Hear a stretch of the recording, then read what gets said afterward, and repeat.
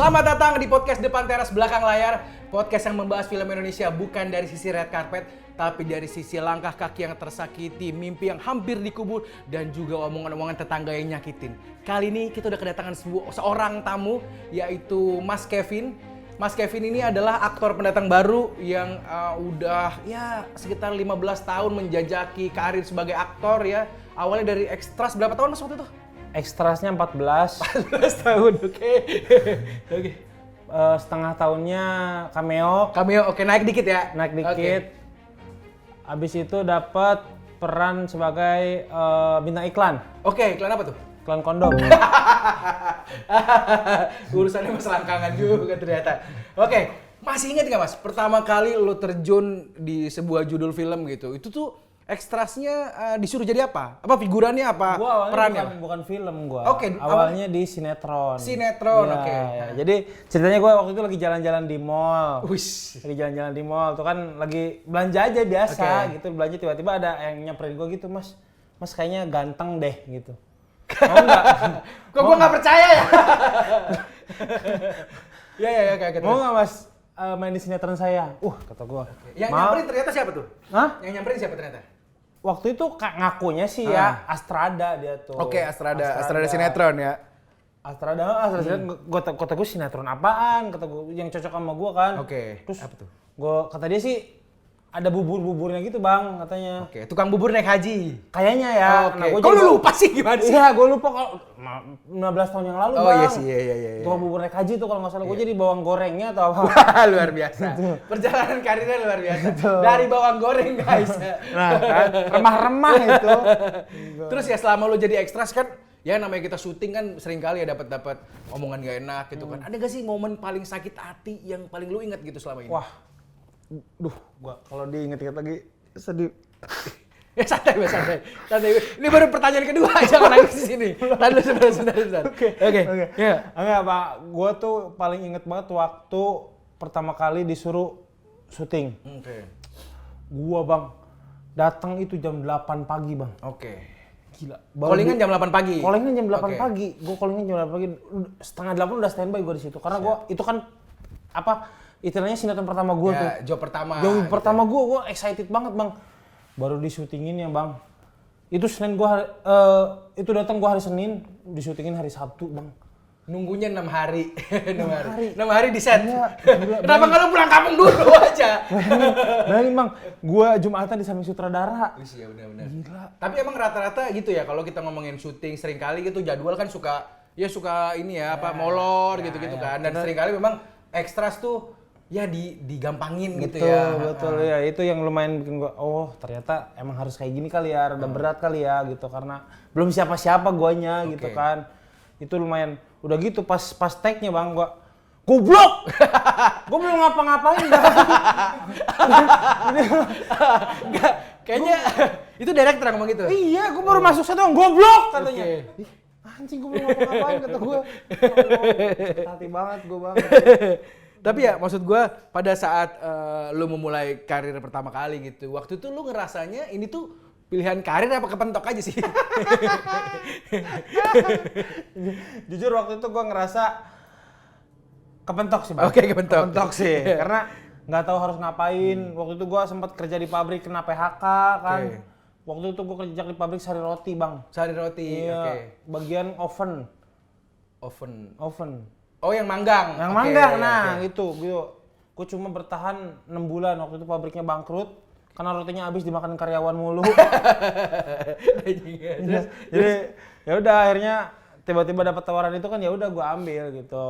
bayaran pertama kali jadi ekstras deh berapa? Ya Allah Bang, kagak dibayar. Kenapa? Kok harusnya dibayar lah, maksud gue meskipun 30.000 gocap pasti dibayar harusnya. Enggak dibayar, gue cuma dikasih nasi kotak doang waktu itu. Oke. Cuma dikasih nasi kotak, isinya rendang sama sendok yang dari plastik.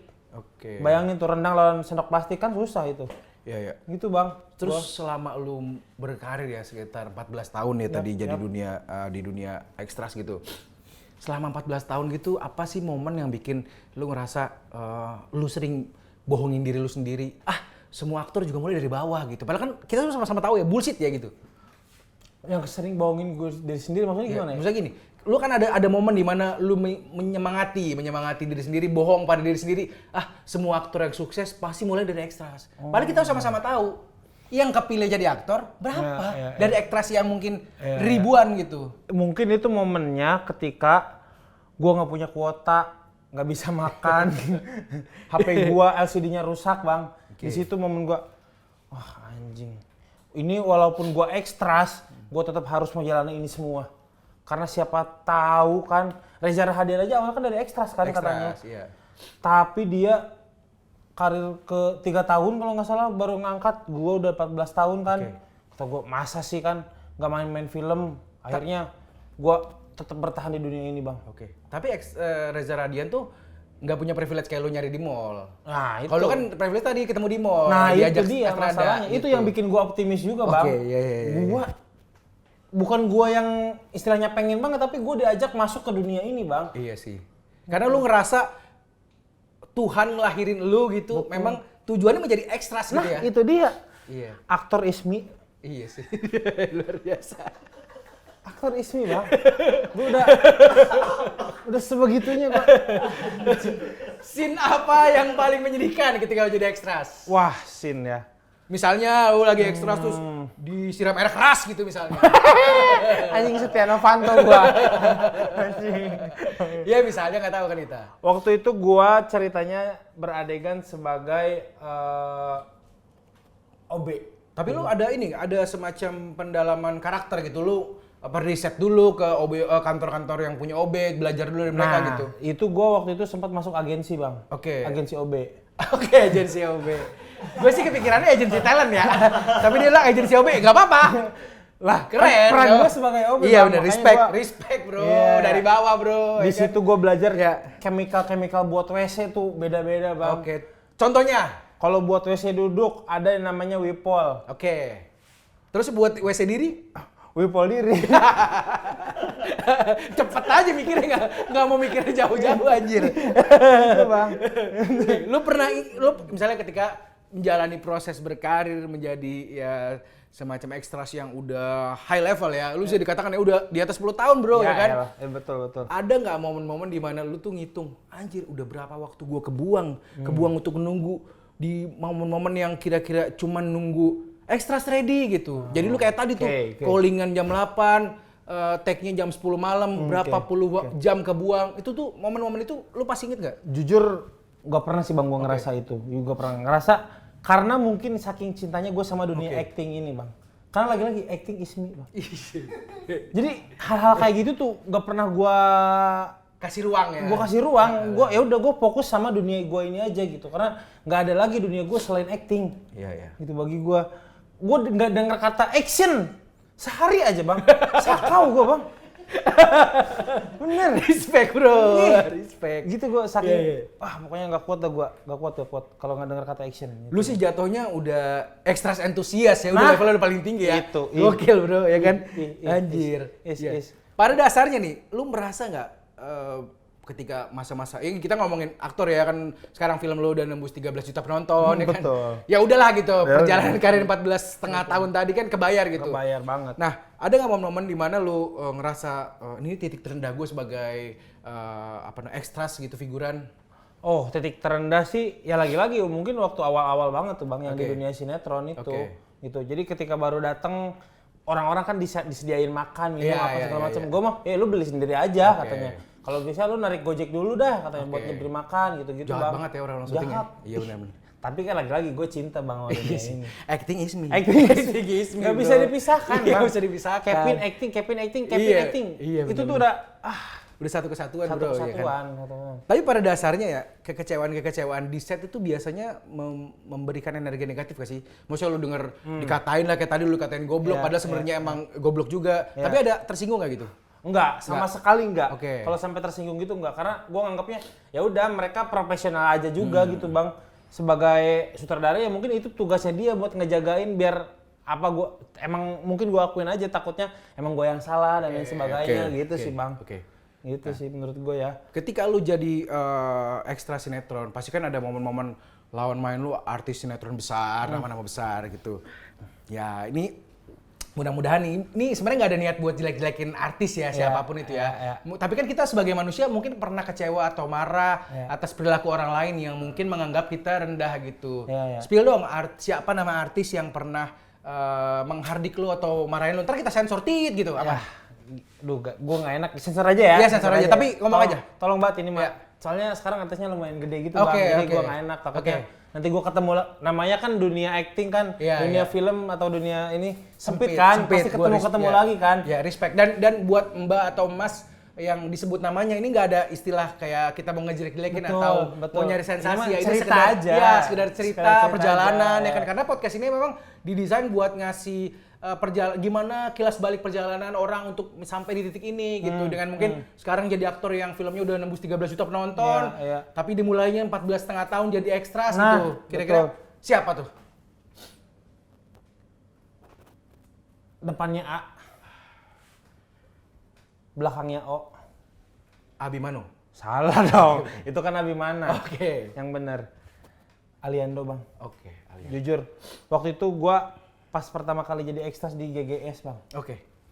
Gue lagi duduk gini bang, tiba-tiba Aliando ke depan muka gue bang. Bayangin, kena muka gue bang. Gue digituin sama Aliando. Maksud gue nih, gue gak kepikiran kenapa Aliando punya motivasi gak ngerti bang, gue juga gak ngerti. Dia lagi jalan, baru beres take terus duduk, terus Pin sini lo. Itu bang. Cuman ya orang berubah lah. Off the record. Karena kadang-kadang gini sih, ketika kita nge-spill nggak rasa-rasa nggak enak zaman dulu atau perilaku buruk orang lain, itu sebenarnya bukan berniat mencari kesalahan. Kita belajar aja sama-sama gitu kan. Orang berubah lagi. Ya, orang berubah. Aliando dulu ya beda dengan Aliando sekarang gitu. Siapa tahu sekarang yang kanan. Tadi kan yang kiri. Pin. Gitu. Siapa tahu. Bang, tanya dong bang. Ya boleh. Bang, dulu kan katanya ekstras ya bang ya? Ya. Gue baca-baca nih dari data diri lu nih, sekarang katanya udah merambah ke dunia stand up comedian bang. Ya. Oke. Nah, boleh cerita nggak bang, tuh gimana bang prosesnya bang? Gue tuh bisa dibilang stand up tuh seneng sebenarnya dari dulu. Dari awal ekstras tuh gue sering nonton stand up lah gitu. Sering nonton stand up. Terus gue lumayan tertarik kan, gimana caranya pengen bisa stand up gitu. Akhirnya ya gue gabung lah ke komunitas gitu bang. Komunitas. Bukan agensi bukan? Bukan. Kalau agensi nggak ada stand up bang. Nggak ada stand up. Ya kalau agensi tuh lagi-lagi OB. Gitu. Kurang ngerti dia. Kurang paham. Akhirnya gue masuk ke komunitas, secara mendalami belajar stand up ya. Alhamdulillah. Dari selain jadi ekstras, gue ada juga tambahan dari stand up gitu bang. Itu sih, ya ada job-job tambahan lah gitu, panggilan-panggilan korporat dan lain sebagainya ada di situ. Bedanya antara jadi stand up comedian sama jadi ekstras apa? Suka dukanya gitu. Suka duka ya. Kalau jadi ekstras itu kan pertama ya panggung itu bukan punya lo. Gitu. Jadi lu bertindak sebagai orang lain. Pelengkap ya? aja. Ibarat kata lu diganti sama orang lain ya sah-sah aja gitu. Bisa aja gitu. Kalau di stand up ya gue pure emang nyeritain diri gue sendiri gitu loh bang. Gue cerita tentang apa keresahan gue dan lain sebagainya. Dan gue bener-bener jadi diri gue sendiri di situ. Bukan jadi orang lain. Kalau ekstras kan udah pasti jadi orang lain. Gitu. Dan kalau yang penting adalah kalau di stand up itu gue full kelihatan bang. Dari atas sampai bawah. Kalau di ekstras? Ekstras kan cuma kelihatan dengkul doang kadang. Pundak doang. Tapi bayaran beda nggak sih ekstras antara dengkul, pundak, lutut, kaki gitu? Bayarannya beda? Gini, masing-masing PH beda bang. Siap. Masing-masing Contoh PH yang paling gede? Star Vision bang. PH yang paling kecil? Ntar kita tit. Yang paling kecil? Punchline Studio. Itu belum PH. Belum PH kebetulan. Terakhir nih ya. Maksudnya pada dasarnya ketika lu melakukan perjalanan sebagai ya ekstras 14 tahun terakhir, terus ketika lu kepilih jadi peran utama di sebuah film, apa sih yang berubah dari diri lu? Yang pertama jelas gaya hidup bang. Gue tuh sekarang kalau kemana-mana minimal ditemenin cewek. Itu dia. Cewek. Acting is me bro, aktor. Acting is me. Siap. Minimal cewek. Dan harus Cindo. Kenapa harus Cindo bang? Kenapa harus Cindo? Biar gue dia panggil Kokoh. Walaupun nggak ada Koko yang juling, Nggak ada. nggak apa-apa. Yang penting Cindo, harus Cindo. Visi nggak masalah, bukan Chinese. Yang Betul. penting duitnya. Nah, itu. Tetap. Terakhir bayaran lu berapa? Yang 13 juta penonton? Aduh, nggak enak banget bang kalau Nggak apa-apa. ngomongin. Ntar kita sensor. Gak enak kalau ngomongin gini. Ya udah ini sekedar ini deh angka depannya aja deh. Isyarat aja deh ya, bisa. isyarat. Berapa angka di belakang gitu. Oke. Mulai berapa? Yang pasti M. M. Yang pasti Miliar. Mantap. Iya, ngerendah bro, ngerendah. Gue tau lah pasti M lah. M yang Terus ada hitungan kursi penonton nggak? Biasanya kan ada, gue mau berapa, 1.400 dari tiap kursi penonton. Oh gitu. jelas kalau itu. Ada itu udah hitungan kursi. tercantum di kontrak. Siap bro. Ya kira-kira berapa waktu itu? Dealnya? Dealnya minimal 1.500 penonton, gue dapet 17 miliar. Filmnya rugi anjir. Filmnya rugi. Kagak duit. Bang, Kos filmnya aja Bang. cuma 8 miliar. 14 tahun gue di Iya dunia sih, ini iya masa sih. nggak Ngebayar, dihargai? ngebayar. Layak dong, Iya, layak layak. dong gue untuk Ngebayar. itu. Layak dong gue untuk itu maksud gue gitu. Ini bisa dimakan ya bang? Bisa. Bisa. Kopi juga bisa kopi. Bisa. Oke. Kopi juga bisa ya? Bisa. Kata-kata buat teman-teman yang lagi berkarir jadi ekstra. Nah, supaya lu nggak mengubur mimpi lu ya kan, supaya lu terus semangat ngejar mimpi lu, kira-kira apa? Oke. Untuk para aktor-aktor baru,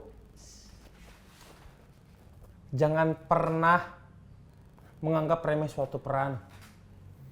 Kapanpun kamu dipanggil, dimanapun kamu dipanggil, nikmati, jalani, dan apa itu? Nggak tahu gua ngomong apa. Ya itu kebanyakan dikirim sama Aliando bro. Udah kebanyakan dikirim sama Aliando tuh jadi gitu. Terima kasih. Oke Mas Kevin, terima kasih banget Terima kasih sudah datang ke banyak. depan teras belakang layar, dan semoga episode kali ini bisa bikin kita menambah wawasan tentang gemerlap dunia perfilman Indonesia yang ternyata banyak menimbulkan luka di belakangnya. Nah. Jangan lupa komen, like, dan subscribe channel Punchline Entertainment, dan sampai ketemu di video selanjutnya. Mas, diminum Mas, diminum.